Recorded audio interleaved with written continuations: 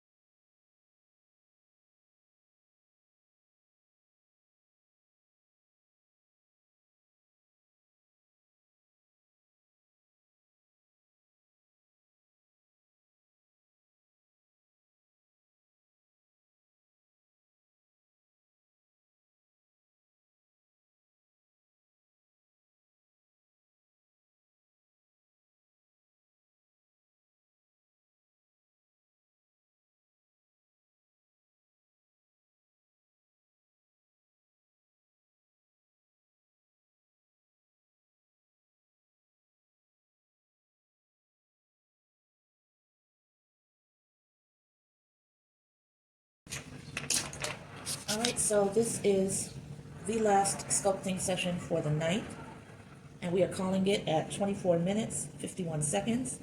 And this is going to dry overnight so that it can be the right condition that I need it to be in to start adding in some details and refining her. Which a lot of the details were added in already, but you know, just go in and finesse it a little bit more and make sure everything's to your liking.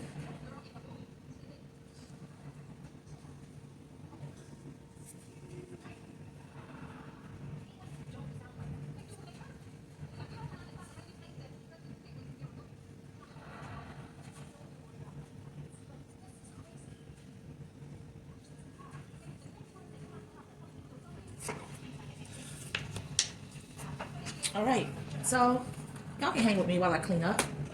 Let's put these tools back in place. Get this table cleared off because it is a mess right now.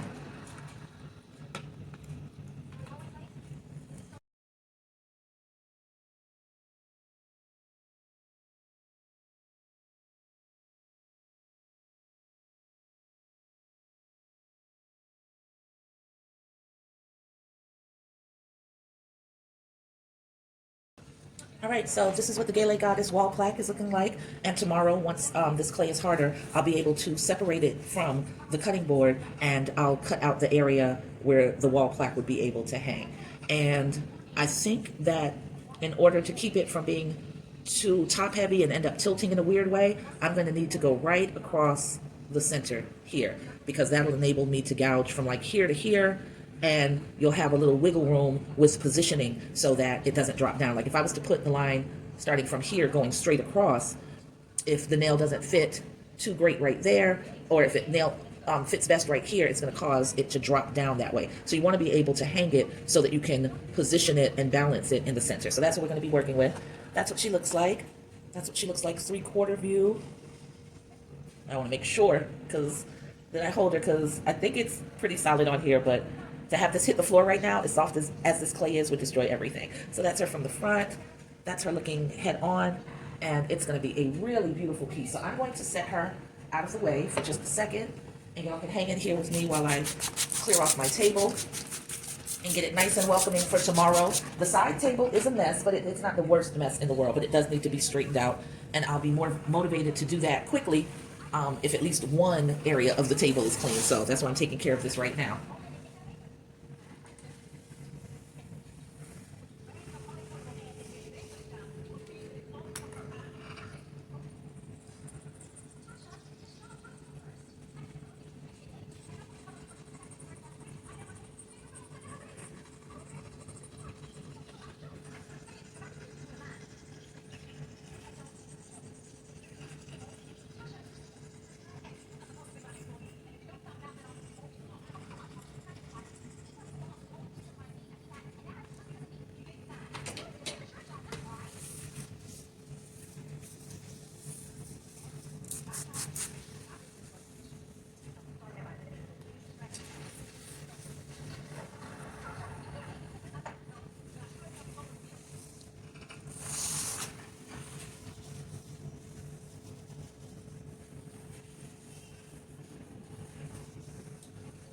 Okay, table's all cleared off, and just to let you know what the focus is going to be tomorrow is the wise ones.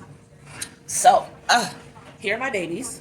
Now this is the way they came out using the matte glaze.